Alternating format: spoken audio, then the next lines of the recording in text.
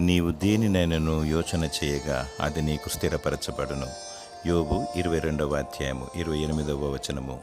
దేవునికి మహిమకరముగా యోచించినప్పుడు, మంచిని తలపెట్టినప్పుడు ఆయన దానిని సఫలపరుస్తాడు. నీతిమంతుల ఆలోచన ఎరిగిన దేవుడు నిత్యము వారి హృదయ వాంఛను తీర్చును. నీ యోచన మంచిదై ఉండాలి, ఎదుటి వ్యక్తికి మేలుకరంగా ఉండాలి, దేవుని చిత్తానుసారముగా అడగాలి.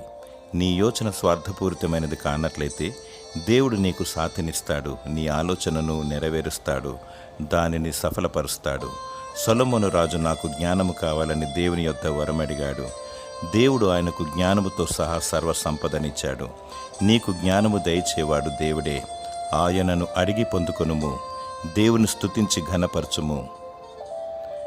దేవుడు నీ ప్రతి యోచనను సఫలపరిచి స్థిరపరిచి నిన్ను దీవించునుగాక. ఆమేన్.